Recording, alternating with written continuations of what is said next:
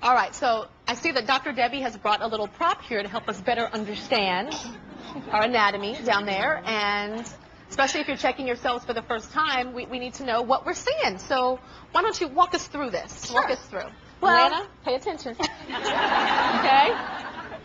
Now, before we get to the prop I bought, when you're first looking at yourself, standing there in the mirror, you see what we call the mons, which is sort of the triangular area which may or may not have hair. Okay. In fact, and this is what I brought with me. This is the Wondrous Vulva Puppet, which is, you know, it's a little silly because, of course, we don't really have velvet and satin and little flowers down there. So yes. when you do look down there, you know, don't be surprised if you don't find this. I'm so happy that you have this because it makes it cute and sweet and not scary. Right. It's like a stuffed animal. Yeah. You know, it's just nice and friendly. It's, you know, baby steps. It's yes. about comfort. So, but what you will find, you can look for these things when you do take a look down there. So you'd find your clitoral hood, which protects the clitoris, which is the most sensitive part on a woman's entire body. About 8,000 nerve endings packed there. Very sensitive.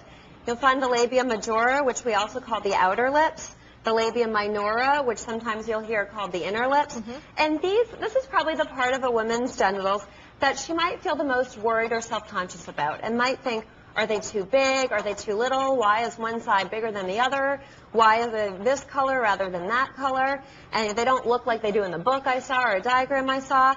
This part is so variable among women. It's like faces are different, and that can be different Exactly, for women as well. not one standard. Okay. And then you have the vaginal entrance. So the vagina is actually the inside part, the birth canal.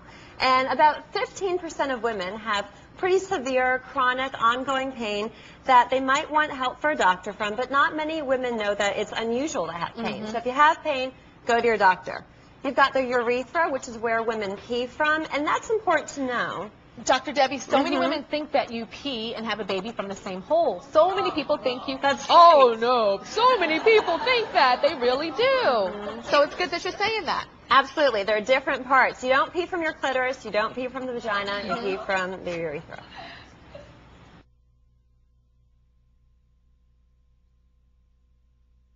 Okay, I'm going to give you a little quick story about my mom, okay?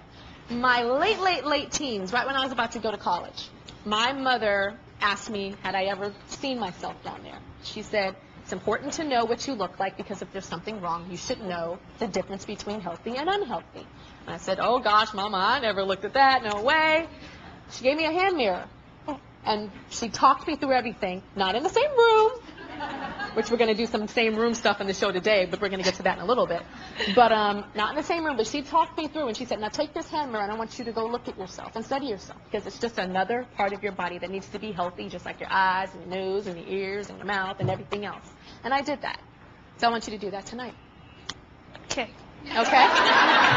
We'll be right back.